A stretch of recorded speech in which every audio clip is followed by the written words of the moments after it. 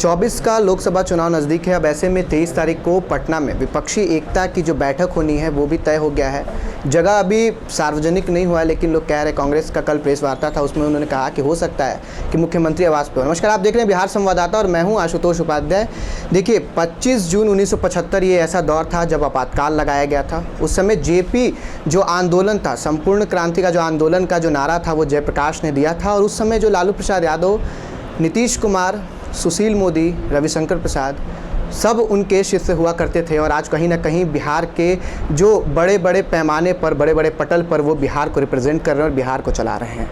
फिलहाल अब देखिए, कांग्रेस को उस समय एक विडंबना है। कांग्रेस के विपक्ष में इंदिरा गांधी की सरकार को हटाने के लिए ये लोग एक हुआ करते थे, लेकिन आज मोदी के सरकार को हटाने के लिए कांग्रेस के साथ लालू प्रसाद यादव की पार्टी राष्ट्रीय जनता दल और नीतीश की पार्टी जनता दल यूनाइटेड साथ में है। इस पर बात करने के लिए हमारे साथ राजद के प्रवक्ता एजाज अहमद जी हैं। क्या कहिएगा?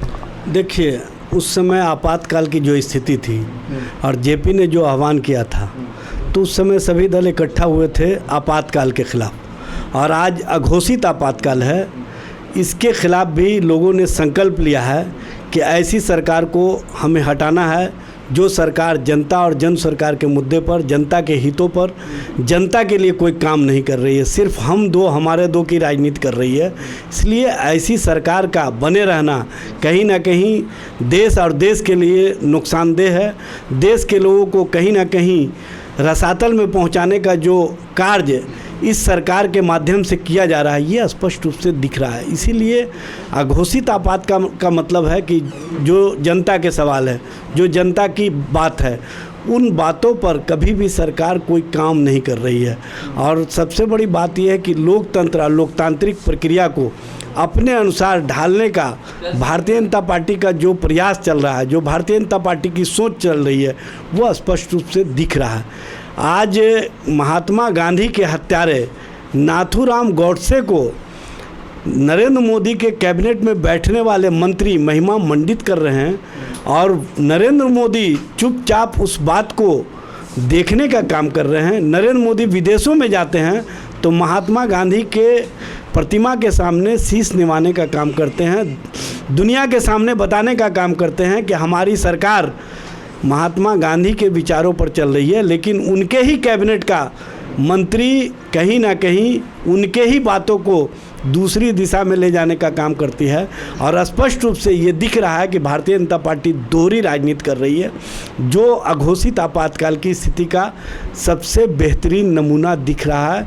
इस सरकार के मंत्री के द्वारा दिए जा रहे बयान, इस तरह का बयान देना और इस तरह से महिमा मंडित करना, ये स्पष्ट करता है कि महात्मा गांधी, जिसका योगदान देश की आज़ादी में रहा, जिसने देश को जो आज़ादी प्रदान की, उसके कारण उनको जो महात्मा गांधी का खिताब मिला, उनको जो बापू का खिताब मिला, उसको धूल धूसरित किया जा रहा है, उसको कहीं ना कहीं अपमानित किया जा रहा है। और अपमान करने वाले नरेंद्र मोदी के कैबिनेट में बैठे हुए हों, ये स्पष्ट संकेत है देश के अंदर अघोषित आपातकाल का।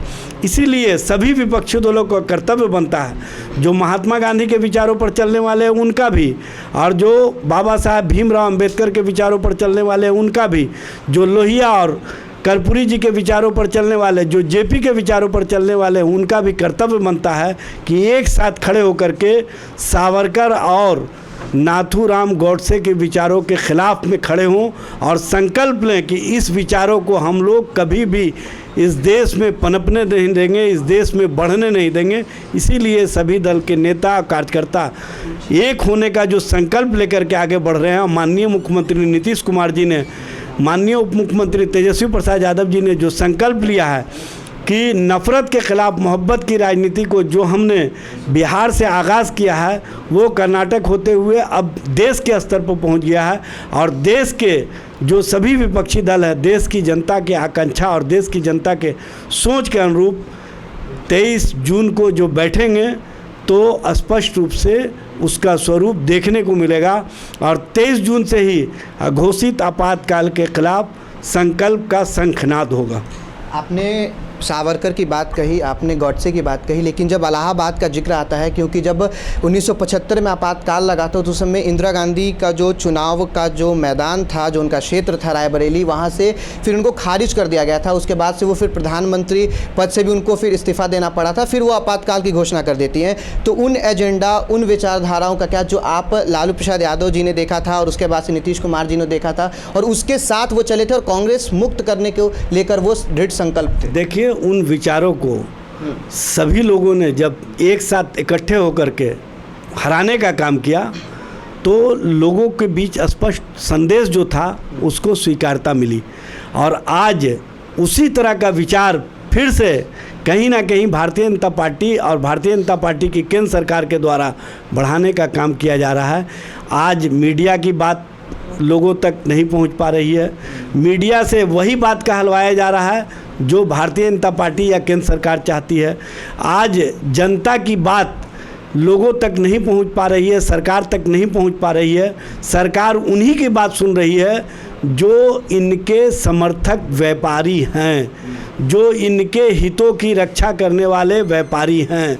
चाहे नीरव मोदी हो, चाहे मेहुल चौकसी हो, चाहे ललित मोदी हो, चाहे अन्य लोग हों, उन लोगों को बचाने के लिए जिस तरह से भारतीय जनता पार्टी लगातार कार्य कर रही है और जिस तरह से अडानी और अंबानी के पक्ष में सरकार खड़ी हो गई है, स्पष्ट संकेत है देश के लिए कि गरीबों और गरीब की सुनने वाली ये सरकार नहीं है। इसीलिए सभी दल के लोगों ने जनता और जनता की आकांक्षा के अनुरूप संकल्प लिया है कि किसी भी स्थिति और परिस्थिति में उस सरकार को हमें हटाना है जो अघोषित आपातकाल की दिशा में देश को ले जाना चाह रही है। विपक्षी एकजुटता को लेकर नीतीश जी को JP2 का नाम भी दिया जा रहा है, उनको एक तगमा पहनाया जा रहा है। और उससे पहले अगर देखेंगे तो विपक्षी एकजुटता का एक बड़ा उदाहरण जॉर्ज फर्नांडिस ने भी सेट करा था, उससे पहले जयप्रकाश जी ने सेट करा था, और अब नीतीश जी सेट करते हुए नजर आ रहे हैं और उनको JP2 का भी लोग नाम दे रहा है। लेकिन लोग ये भी कह रहा है कि JP जो थे वो सत्ता के लोभी नहीं थे, वो किसी पद को ठुकरा दिया करते थे। जब नेहरू ने उन्हें कहा था कि आप हमारे मंत्रिमंडल के विस्तार में आ जाइए, तब उन्होंने इस पद को ठुकरा दिया था। लेकिन नीतीश कहीं ना कहीं सत्ता के लोभ हैं, उनको लोभ है उनका सत्ता। देखिए, एक चीज़ बात समझ लीजिए, VP सिंह ने जो 89 में आंदोलन का आगाज़ किया और जिस तरह से विपक्षी दलों को एक किया, उसमें सभी लोगों ने देखा। 77 की राजनीति के बाद 89 में VP सिंह ने एक आंदोलन खड़ा किया था और आज उसी तरह का आंदोलन 2023 में खड़ा हुआ है। और इसमें जो वाहक के रूप में नीतीश जी और तेजस्वी जी और लालू जी सामने आए हैं, ये स्पष्ट रूप से हमने नफ़रत के ख़िलाफ़ मोहब्बत की राजनीति का आगाज़ किया है और हमने देश को बताया है कि अगर नफ़रत की राजनीति चलेगी तो देश को बचाना मुश्किल हो जाएगा। देश के अंदर जो राजनीतिक व्यवस्था भारतीय जनता पार्टी स्थापित करना चाहती है, उसके खिलाफ हमने संकल्प लिया है कि किसी भी स्थिति और परिस्थिति में हम गौडसेवादी नीतियों को नहीं चलने देंगे। हम महात्मा गांधी की नीतियों को चलाएंगे, किसी भी तरह से सावरकरवादी नीतियों को नहीं चलने देंगे। हम डॉक्टर भीमराव अंबेडकर की नीतियों को चलाएंगे और इस नीतियों को लेकर के हम इकट्ठे हुए हैं और इकट्ठे होकर के हम जो संकल्प लिए हैं वो स्पष्ट रूप से सत्ता परिवर्तन का संकल्प है। और सत्ता परिवर्तन और व्यवस्था परिवर्तन दो अलग चीज़ है। JP ने जो राजनीति की आगाज़ की थी वो व्यवस्था परिवर्तन का आगाज़ था। हमारा जो राजनीति है वो नफ़रत के ख़िलाफ़ सत्ता परिवर्तन का आगाज़ है और सत्ता परिवर्तन के हम वाहक बन रहे हैं। ये स्पष्ट रूप से देश की जनता की स्वीकारता, देश के सभी विपक्षी दलों की स्वीकारता, ये स्पष्ट संकेत है कि नेतृत्व के प्रति जो विश्वास हमने बिहार से मजबूत किया है वो देश ने भी कहीं ना कहीं स्वीकार किया। एक अंतिम प्रश्न, विपक्षी एकजुटता की जो बैठक है उसमें अरविंद केजरीवाल या फिर ममता बनर्जी जैसे एक हाथी के सूंड में चींटी होती है, उसी प्रकार से विपक्षी एकजुटता को भी लेकर ये सवाल उठ रहे हैं कि क्या वो दोनों साथ आए। क्योंकि कोई कह रहा है कि हमें बंगाल चाहिए क्योंकि बंगाल में कांग्रेस चुनाव नहीं लड़ेगी, फिर कोई कह रहे हैं कि पंजाब और दिल्ली हम देखेंगे। तो क्या लगता है एक मंच पर आ जाना साथ है? देखिए, ये भारतीय जनता पार्टी जो परसेप्शन खड़ा कर रही है ये उसके डर का बात है। और वो डर से इस तरह का माहौल क्रिएट कर रही है। भारतीय जनता पार्टी सबसे पहले तो ये बताए कि बिहार में उनका जो प्रदेश नेतृत्व है वो एक दूसरे को स्वीकार करने के लिए तैयार नहीं है। भारतीय जनता पार्टी का जो केंद्रीय नेतृत्व है वहाँ जूतम पैजार की स्थिति है। और सुब्रमण्यम स्वामी ने जिस तरह से अमित शाह को लपेटने का काम किया है, अब अमित शाह के पास कोई जवाब नहीं है कि वो गृह मंत्री के रूप में फेल हो गए हैं, उनको खेल मंत्री बना देना चाहिए, क्योंकि देश को वो खिलवाड़ के तौर पर और खेल के तौर पर इस्तेमाल कर रहे हैं और देश के लोगों को खिलाने का काम कर रहे हैं। देश के अंदर गंभीर राजनीति समाप्त हो गई है। ये भारतीय जनता पार्टी के अंदर से आवाज़ उठ रही है। भारतीय जनता पार्टी पहले अंदर की आवाज़ को बंद कर ले, तब बाहर की आवाज़ को देखने का काम करे।